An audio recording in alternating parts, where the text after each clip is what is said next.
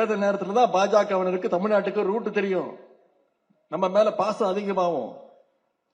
திருக்குறள் பேசுவாங்க, பொங்கலுக்கு வாழ்த்து சொல்லுவாங்க. ஆனா தமிழ்நாட்டு மக்களுக்கு தெரியும் அது வெறும் டிராமா, நடக்காது. தமிழ்நாட்டு மக்களை ஏமாத்த முடியாது. இதே பிரதமர் 2 வருடங்களுக்கு முன்பு 1.5 வருடங்களுக்கு முன்பு பீகார் தேர்தலில் பிரச்சாரத்தில் போய் கலந்து கொண்டு ஒன்றிய பிரதமர் திரு நரேந்திர மோடி அவர்கள் பேசினாரு. பீகார்ல, ஒடிசாவில் பேசினார். மன்னிக்கணும், ஒடிசாவில் தேர்தல் பிரச்சாரத்தை கலந்துக்கிட்டு பேசினாரு.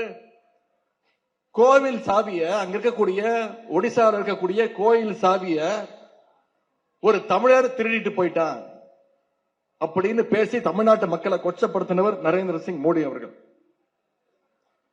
பீகார் தேர்தல் ஒன்றிய உள்துறை அமைச்சர் திரு அமித்ஷா என்ன பேசினாரு?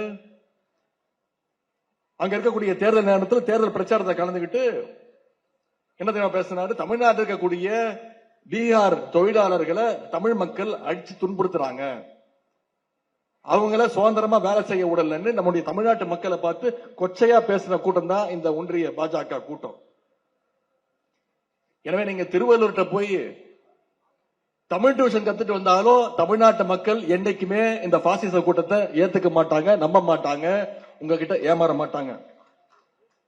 உண்மையிலேயே ஒன்றிய அரசுக்கு, பிரதமருக்கு நம்முடைய தமிழ் மொழி மீது அக்கறை இருந்தா என்ன பண்ணிருக்கணும்? தமிழ் மொழி வளர்ச்சிக்கான நிதியை ஒதுக்கி இருக்கணும். கொடுத்தாங்களா?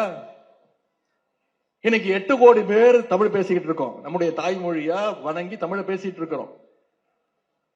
போன 5 வருஷத்துல ஒன்றிய அரசு தமிழ் மொழி வளர்ச்சிக்கு ஒதுக்குற நிதி எவ்வளவு தெரியுமா?